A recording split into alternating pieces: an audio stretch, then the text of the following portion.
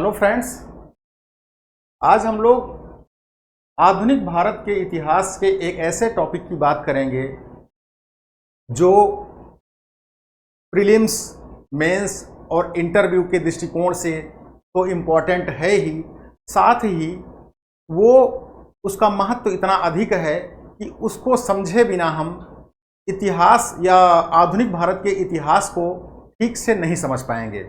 उस टॉपिक का नाम है 1858 के बाद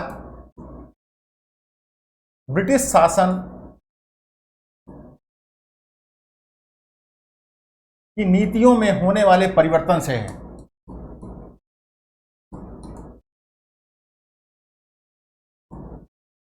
नीतियों में होने वाला परिवर्तन मतलब कंपनी शासन के दौरान। अगर हम मॉडर्न हिस्ट्री की बात करते हैं तो मॉडर्न हिस्ट्री को वैसे जनरली दो पार्ट में देखा जाता है। पहला 1858 के पहले का पोर्शन और दूसरा 1858 के बाद की सिचुएशन। तो हम 1858 के बाद की सिचुएशन देखेंगे कि 1858 की बाद की परिस्थितियों में अंग्रेजों ने भारत में किस प्रकार की नीतियों को लागू किया और इम्प्लीमेंट किया और उनको किस प्रकार से यहाँ पे संचालित किया और उसके पीछे किस प्रकार की परिस्थितियां कार्य कर रही थी। तो इन नीतियों में प्रमुख अगर हम बात करें तो इसको पार्ट के रूप में अगर हम तोड़ लेते हैं तो हम देखते हैं कि कहाँ कहाँ पे उन्होंने किस प्रकार से परिवर्तन किए हैं। सबसे पहले हम देखते हैं केंद्रीय प्रशासन। केंद्रीय प्रशासन में सरकार ने क्या क्या परिवर्तन किए। इसके बाद प्रांतीय प्रशासन,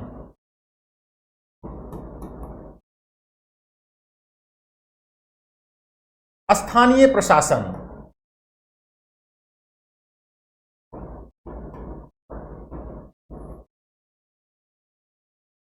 नंबर 1, नंबर 2, नंबर 3, आगे वित्तीय प्रशासन।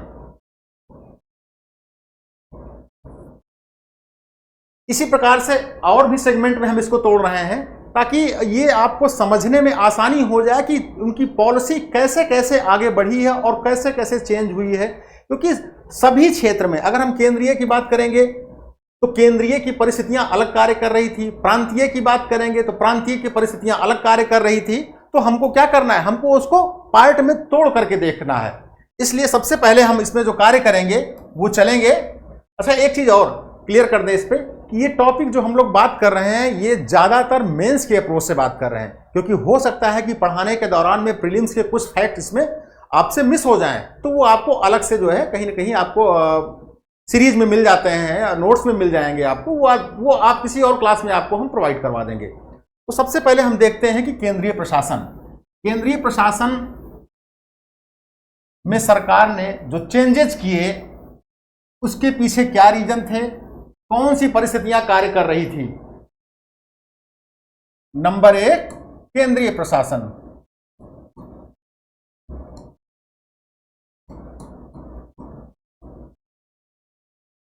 केंद्रीय प्रशासन के पीछे अगर पृष्ठभूमि की बात कही जाए तो क्या पृष्ठभूमि कार्य कर रही थी। सबसे पहली चीज थी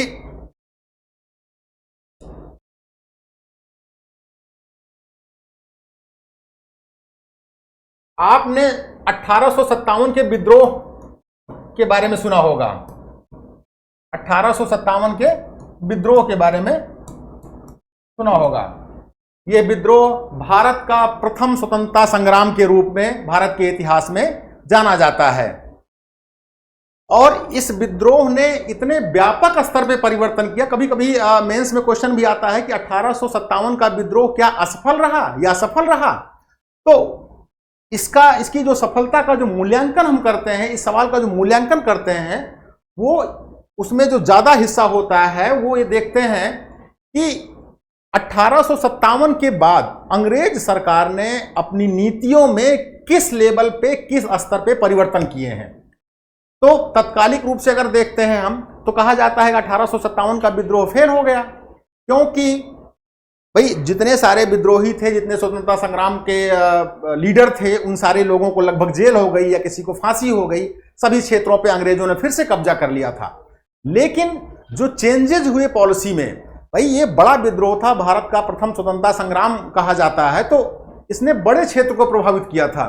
यहां तक कि कैनिंग, लॉर्ड कैनिंग उस समय का गवर्नर जनरल था, उसको ये कहना पड़ गया था कि अगर ये सिंधिया भी विद्रोह में शामिल हो जाता तो हमको आज ही क्या करना पड़ता, अपना बोरी और बिस्तर पैक करके यहां से जाना पड़ जाता। तो सरकार ने इसके पश्चात अपनी पॉलिसी में बहुत व्यापक लेवल पे परिवर्तन किया, पूरी पॉलिसी को चेंज करके रख दिया है। तो 1857 के विद्रोह का कटु अनुभव, ये इसका पहला कारण था।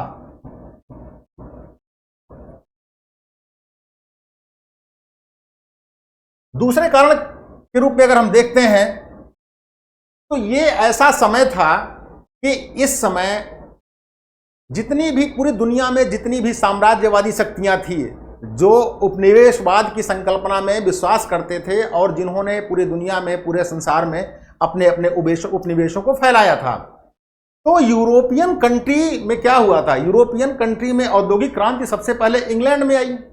इंग्लैंड के पश्चात धीरे धीरे ये औद्योगिक क्रांति अन्य देशों में भी फैल रही थी, जैसे इटली हो गया आपका, जर्मनी हो गया, जापान हो गया, अमेरिका हो गया। इन कंट्रीज में जब आपका औद्योगिक क्रांति, जब प्रचार प्रसार इसका होने लगा था, तो भाई औद्योगिक क्रांति क्या थी? औद्योगिक क्रांति का मतलब बहुत छोटे में शार्ट में बता दे रहा हूं। जो सामान या जो वस्तुएं छोटे कारखाने में या घरेलू स्तर पर उत्पादित की जाती थी, अब उनका उत्पादन कंपनी के स्तर पर, बड़ी बड़ी फैक्ट्रियों के स्तर पर किया जाने लगा था। अब इसके लिए कई सारी चीजों की जरूरतें होती हैं। जब उत्पादन इतने बड़े पैमाने पर किया जाएगा तो उसको बेचने के लिए मार्केट भी चाहिए, या कई और सारी चीजें होती हैं, अधिक मात्रा में पूंजी की रिक्वायरमेंट होती है, और सबसे बड़ी बात होती है जब प्रोडक्शन तैयार हो गया तो उसके लिए मार्केट चाहिए। अब जब औद्योगिक क्रांति का विस्तार अन्य देशों में होना शुरू हुआ, अमेरिका, इटली, जर्मनी, जापान, तो ये देश भी क्या हुआ, ये देश भी उपनिवेशों की होड़ में शामिल होना शुरू कर देते हैं। और जब शामिल हो जाएंगे तो ब्रिटेन के सामने सबसे बड़ी समस्या ये थी कि अपना जो उसका उपनिवेश था, उन उपनिवेशों की इन साम्राज्यवादी ताकतों से सुरक्षा कैसे की जाए। तो दूसरा कारण क्या बनता है कि साम्राज्यवादी ताकतों से अपने उपनिवेशों की सुरक्षा करना, अन्य साम्राज्यवादी ताकतों से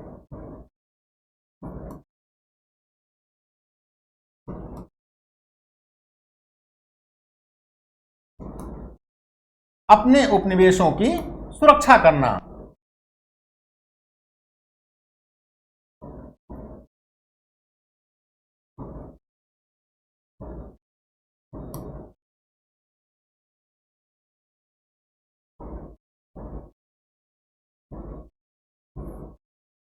ये दो महत्वपूर्ण कारण थे जिनकी वजह से अंग्रेजों ने भारत में अपनी नीतियों को परिवर्तित किया था।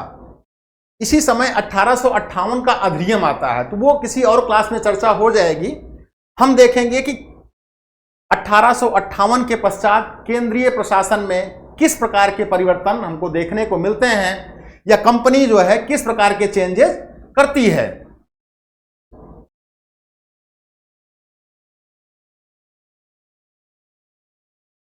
सबसे पहले हम आते हैं केंद्रीय प्रशासन पर। केंद्रीय प्रशासन में अगर देखा जाए तो सबसे बड़ा जो चेंज किया था वो क्या था? शासन। अच्छा, पहले शासन किसके माध्यम से चलता था? गवर्नर जनरल के माध्यम से चलाया जाता था। पहले जो था वो गवर्नर जनरल के माध्यम से केंद्रीय प्रशासन संचालित किया जाता था। गवर्नर जनरल पे उतना अधिक कंट्रोल अंग्रेज सरकार का नहीं होता था जितना वो चाहती थी। तो उसको लगा कि भाई हमको अपने उपनिवेशों की सुरक्षा अगर करनी है, इतनी मुश्किल से भारत को अगर हमने जीता है, तो हम उसको ऐसे खोने नहीं देंगे। तो गवर्नर जनरल के स्थान पर जो गवर्नर जनरल शासन करता था उस समय, वो रेगुलेट किससे होता था? वो कंपनी से रेगुलेट होता था। गवर्नर जनरल के ऊपर ज्यादा जो नियंत्रण था वो कंपनी का था। कंपनी मतलब क्या था? कंपनी का मतलब ये था कि जब हम स्टार्टिंग में जाते हैं, जब ब्रिटेन भारत में व्यापार करने आया था, तो उस समय बहुत सारी कंपनियां पूरे दुनिया में, या हम ब्रिटेन की बात करते हैं, स्थापित हो रही थी। वो कंपनियां क्या करती थी, वो कंपनियां विश्व में जाकर के व्यापार करती थी। इसी प्रकार से एक कंपनी स्थापित हुई जिसका नाम था ईस्ट इंडिया कंपनी। भारत में व्यापारिक एकाधिकार इसको प्राप्त था और धीरे धीरे व्यापार से बढ़ते हुए, व्यापार से जब आगे बढ़ी वो, तो वो प्रशासन की दिशा में, प्रशासन में भी उसका हस्तक्षेप होने लगा और प्रशासनिक गतिविधियों को संचालित करने की उसको छूट मिल गई वहां से। लेकिन अंग्रेज सरकार को लगा कि गवर्नर जनरल की ज्यादा लायबिलिटी कंपनी के प्रति है, हम उस पर नियंत्रण कैसे कर सकते हैं। तो अंग्रेजों ने किया क्या, अंग्रेजों ने जो शासन व्यवस्था थी, शासन प्रणाली जो थी, वो 1858 के बाद गवर्नर जनरल से या कंपनी से ले लिया। कंपनी से लेकर के सीधे नियंत्रण में अपने शामिल कर लिया। मतलब अब भारत का शासन क्राउन के माध्यम से संचालित होना था। क्राउन मतलब वहां का सम्राट। कंपनी से शासन ले लिया गया, अब शासन संचालित किससे होगा, वो होगा क्राउन से, राइट। अच्छा, क्राउन से क्यों किया जा रहा है, क्योंकि ब्रिटेन का नियंत्रण भारत पर ज्यादा होना था, इसलिए डायरेक्टली क्राउन से संपर्क किया गया। दूसरी चीज, 1858 के पहले जो शासन प्रणाली चलती थी वो दोहरी शासन प्रणाली थी। एक प्रकार से गवर्नर जनरल के साथ ही एक पद आपको और देखने को मिलता है, कोर्ट ऑफ डायरेक्टर्स, निदेशक मंडल। तो ये इसमें कंपनी के कुछ मेंबर जो है डायरेक्टरेट, जो निदेशक मंडल था उसमें शामिल रहते थे। प्रशासनिक गतिविधियां ये देखती थी और व्यापारिक गतिविधियों के बारे में कार्य ये करते थे। तो कहने का मतलब था इनमें दोनों में आपस में हस्तक्षेप भी कई जगह होता था। तो कुल मिला के मेरे कहने का ये मतलब है कि ये दोनों संस्थाएं मिलकर भारत में जो है शासन संचालित करने के लिए क्या करती, जिम्मेदार थी। अब इनके शासन को क्या किया, सरकार ने ले लिया और सीधे दे दिया किसको, क्राउन के पास। मतलब दोहरा जो शासन था वो भारत में समाप्त कर दिया गया। दोहरे शासन की भारत में समाप्ति हो गई। दोहरे शासन की शब्दावली आप कई बार सुनेंगे, अलग अलग संदर्भों में रहती है, तो वो जब आप पढ़ेंगे तब आपको उस चीज की जानकारी हो जाएगी। अब इसके बाद हम देखते हैं कि शासन को कंपनी से ले लिया गया, कंपनी से लेकर के शासन किसके पास चला गया, क्राउन के पास चला गया। अच्छा, हमने ये बताया कि उद्देश्य क्या था। उद्देश्य ये था कि ब्रिटेन का शिकंजा या ब्रिटेन का नियंत्रण भारत पर अधिक मात्रा में होना था। क्राउन ने शासन तो ले लिया, क्राउन लेकिन वहां से शासन नहीं कर सकता है। क्राउन कहां बैठता है, वो बैठता है इंग्लैंड में। तो पहली चीज ये है कि क्राउन भारत के मामले में क्राउन की स्थिति को लगातार मजबूत किया जाने लगा।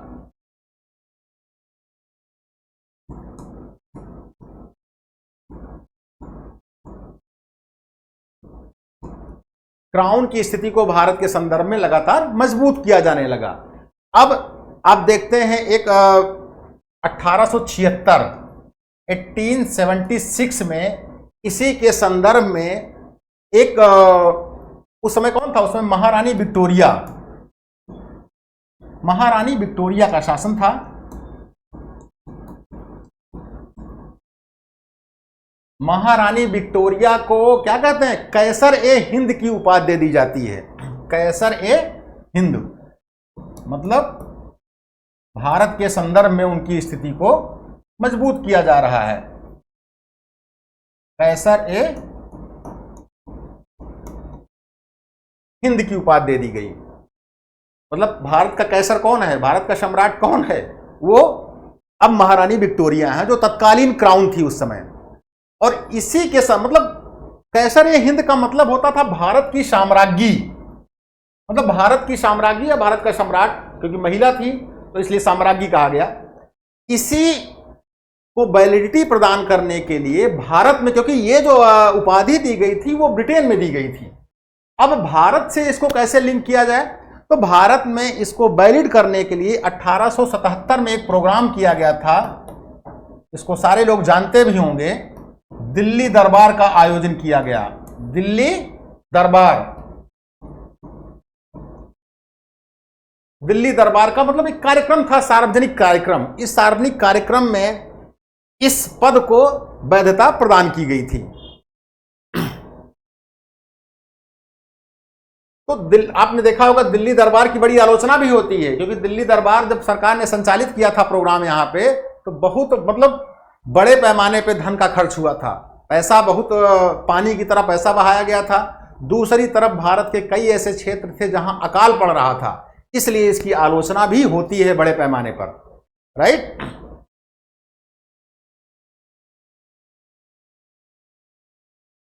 यहां तक बातें समझ में आई। अब देखिए, अब हमने कहा था कि कंपनी के दौरान शासन कौन करता था? Governor general. गवर्नर जनरल चूंकि काफी दिन से कार्य करता चला आ रहा था, अब अचानक से उसको कैसे रिप्लेस किया जाए, फिर अंग्रेजों के साथ एक समस्या ये आ जाती कि पूरी व्यवस्था को फिर से उनको इस्टेब्लिश करना पड़ता है यहाँ पे। तो उन्होंने इसका एक सरल सा उपाय किया कि भाई गवर्नर जनरल का एक नया नामकरण कर दिया, जिसका नाम था वायसराय।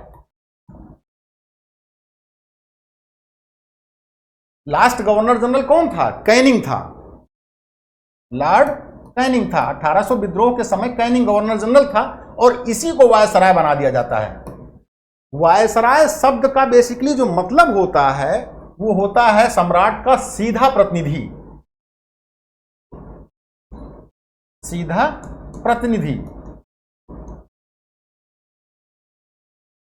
सीधा। ये वायसराय क्या होता था? ये सम्राट के प्रति सीधे इसकी लायबिलिटी होती थी। ये सरकार का सीधा प्रतिनिधि था, उसकी जवाबदेही भी सरकार के प्रति बनती थी, ना कि कंपनी के प्रति, क्योंकि कंपनी से शासन को क्या कर दिया गया है? वो हैंडओवर कर लिया गया है। और हमने ये बताया कि क्राउन को लगातार मजबूत किया जा रहा है। क्राउन मतलब सम्राट, मजबूत कैसे किया जाएगा? वायसराय के माध्यम से। वायसराय चूंकि रिस्पॉन्सिबल सीधे इनके प्रति होता था, बीच में कोई प्रॉब्लम नहीं होती थी। एक और पद जनरेट, अच्छा वायसराय बैठता कहां था? ये बैठता था भारत में। इसका एक आवास होता था, प्रीलिम्स में कभी हो सकता है पूछ ले आपसे, उसके आवास का जो नाम था वो था वाइस रीगल नाम था, वाइस रीगल लॉज। ये इसका आवास होता था। चूंकि ये भारत में बैठता था, सीधा प्रतिनिधि था, उस समय संचार की व्यवस्थाएं इतनी मजबूत नहीं थी कि इतने दूर से बैठ करके मजबूत नियंत्रण किया जा सके। तो एक पद और जनरेट किया इन्होंने, जिसका नाम था भारत सचिव।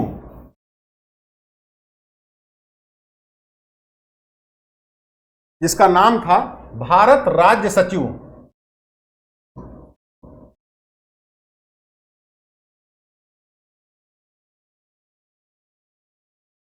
भारत राज्य सचिव, ये बेसिकली होता कौन था? भारत राज्य सचिव ये भारतीय मामले में, सभी जो भारतीय मामले थे उसमें ये सम्राट का क्या होता था? परामर्शदाता होता था। मतलब भारत के जितने सारे मैटर्स होते थे उस मामले में एक प्रकार से कहा जाए तो ये भारत सचिव सम्राट का संवैधानिक सलाहकार था, संवैधानिक परामर्शदाता था।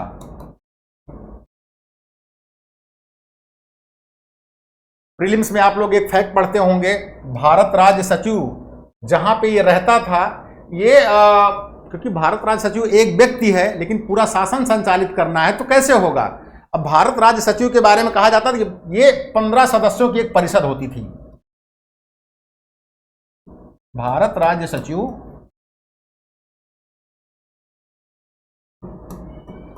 15 सदस्यों की एक परिषद के माध्यम से अपने कार्यों को अंजाम देता था। अब ये 15 सदस्य जो थे ये विभिन्न समितियों के माध्यम से विभिन्न समितियों में बटे हुए थे, सबके अपने अपने कार्य क्षेत्र विस्तारित किए गए थे, किसी का कोई काम था, किसी का कोई काम था। अब देखिए इनकी मजबूती कैसे, क्योंकि ये सीधे लाइबल है, ये ब्रिटेन की संसद का कोई ना कोई एक मेंबर होता था जिसे भारत राज्य सचिव बना दिया जाता था, क्योंकि वो सीधे लायबिलिटी उसकी बनती थी किसके प्रति? सम्राट के प्रति। अब इन सदस्यों की स्थिति को कैसे मजबूत किया जाएगा? इनकी जो नियुक्ति होती थी वो पहले लाइफ टाइम होती थी। पहले मतलब जो सदस्य होते थे 15, ये जो नियुक्त किए जाते थे वो लाइफ टाइम के लिए नियुक्त किए जाते थे। धीरे धीरे क्या हुआ, उसमें चेंजेज आए और इनको बाद में लाइफ टाइम से चेंज करके 15 से 20 साल के लिए इनको कर दिया गया कि ये 15-20 साल में ये चेंज होते रहेंगे। एक नाम आप लोगों ने सुना होगा, India office. India office prelims में बहुत पूछता है। इंडिया ऑफिस भारत राज्य सचिव का कार्यालय होता था और इंडिया ऑफिस के जो व्यय होते थे, जितने सारे खर्चे यहां से जो इनके कार्यालय का जो एक्सपेंडिचर होता था, जो व्यय होता था, उसको क्या बोलते थे? उसको बोलते थे होम चार्जेज। होम चार्जेज के नाम से था, गृह प्रभार कह सकते हैं आप, गृह प्रभार या होम चार्जेज। और ये कहां से, इसकी भरपाई कहां से होती थी? तो भारतीय राजस्व से होती थी। भारत में जो नेशनल मूवमेंट खड़ा होता है, उस नेशनल मूवमेंट का एक बहुत बड़ा मुद्दा था ये कि भारत राज्य सचिव जो इंडिया ऑफिस का जो व्यय है वो भारत के राजस्व से ना दिया जाए। भाई बैठा तो वह इंग्लैंड में है, वो काम कर रहा है भले भारत के लिए, लेकिन बैठा इंग्लैंड में, तो इंग्लैंड से क्या मतलब था इंडियंस को? इंडियंस ने अपने नेशनल मूवमेंट में इस मुद्दे को बढ़ चढ़ के उठाया था कि जो गृह प्रभार है, होम चार्जेस जो हैं, वो भारतीय राजस्व से ना दिए जाएं। राइट?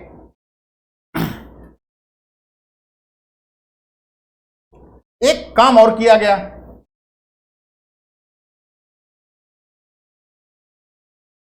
अब देखते हैं हम गवर्नर जनरल के बारे में क्या चेंजेस किया। गवर्नर जनरल, मैंने बोला था गवर्नर जनरल का जो नाम था वो क्या कर दिया गया था? वायसराय कर दिया गया था। वायसराय मतलब सम्राट का सीधा प्रतिनिधि।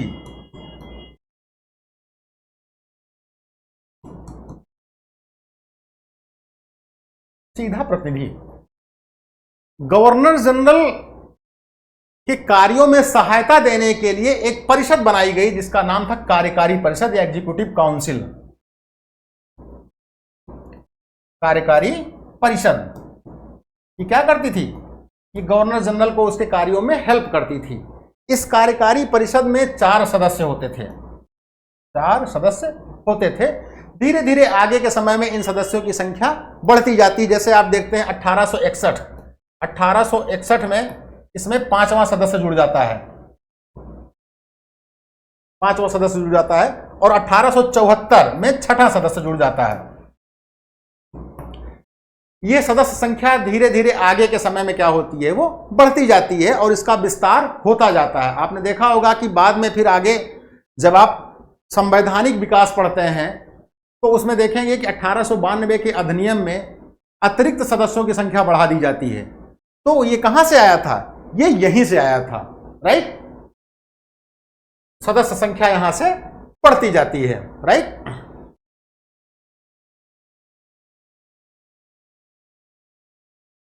अच्छा, इसके पीछे एक कारण यह भी था कि भारतीयों को यह महसूस हो, जो सदस्य संख्या आगे के समय में बढ़ती थी उसके पीछे एक मतलब बेसिक कारण काम करता था कि भारतीयों को यह आभास कराया जाए कि शासन जो है वो परिषद के माध्यम से चलाया जा रहा है और उसमें कई सारे गैर सरकारी सदस्य भी शामिल कर दिए जाते थे।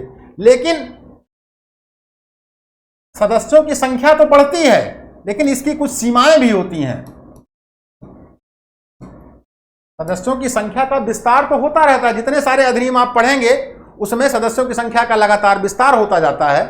लेकिन दूसरी तरफ इंग्लैंड भारत के ऊपर अपना शिकंजा लगातार या नियंत्रण लगातार कसता जाता है। और एक चीज और, 1870 में आपने देखा होगा 1817 में सुएज नहर पब्लिकली ओपन हो जाती है। सुएज नहर के ओपन होने से क्या हुआ था फायदा? कि भाई भारत और इंग्लैंड के बीच जो दूरी थी वो कम हो गई, क्योंकि मार्ग सीधा मिल गया उनको। और संचार व्यवस्था, तार लाइन, जिसको हॉट लाइन भी बोलते थे, तार लाइन भी सीधी बिछा दी गई। जब ये दोनों कार्य हो गए तो भारत पर नियंत्रण उनका क्या हुआ, वो बढ़ गया। और गवर्नर जनरल के जो गवर्नर जनरल होता था, गवर्नर जनरल के पावर में क्या हुई, वो धीरे धीरे कमी आती चली गई। दूसरी चीज, सदस्य संख्या तो बढ़ती है परिषद की, मतलब मोटिव क्या है, मोटिव ये है कि इसको कमजोर करना है। अब इसको कमजोर एक तरीके से यहां किया गया। दूसरा, जो सदस्य संख्या बढ़ रही थी उसमें कुछ खामियां थी। पहली खामी ये थी कि सदस्य बढ़ तो रहे थे लेकिन उसमें भारतीयों की संख्या बहुत ही सीमित थी। भारतीयों की सीमित संख्या थी, पहली चीज। दूसरी चीज, जो भी संख्या थी वो अपर क्लास के लोग हुआ करते थे। जैसे कोई किसी बोर्ड का अध्यक्ष है, कोई विश्वविद्यालय से चयन होकर के आ गया, कोई जमींदार है, तो ऐसे लोग हुआ करते थे गैर सरकारी पदों पे। गैर सरकारी जो संख्या होती थी, ऐसे लोग हुआ करते थे कि जो एक तरीके से कहा जाए तो अंग्रेजों की हां में हां मिलाने के अलावा उनका और कोई रोल नहीं हुआ करता था। राइट, एक प्रकार पहली चीज। उसके बाद ये जो परिषद थी, वो परिषद क्या थी, वो सलाहकारी संस्था थी। सलाहकारी थी, केवल सलाह दे सकती थी, किसी प्रकार का जो है इंप्लीमेंट नहीं कर सकती थी। दूसरी चीज, महत्वपूर्ण जो विषय होते थे उन विषयों पर यह विचार भी नहीं कर सकती थी। जैसे वित्तीय, फिनांस क्या है, वित्त का जो मुद्दा था वो बड़ा मुद्दा था, उस पर यह परिषद सलाह भी नहीं कर सकती थी। ये परिषद की क्या थी, कमजोरी थी। एक प्रकार से केवल ये भारतीयों को आभास कराया जा रहा है कि भारतीयों के द्वारा शासन संचालित कर रहे हैं, लेकिन भारतीयों जो सदस्य होते थे उनको मजबूत नहीं किया गया, परिषद को मजबूत नहीं किया जाता है।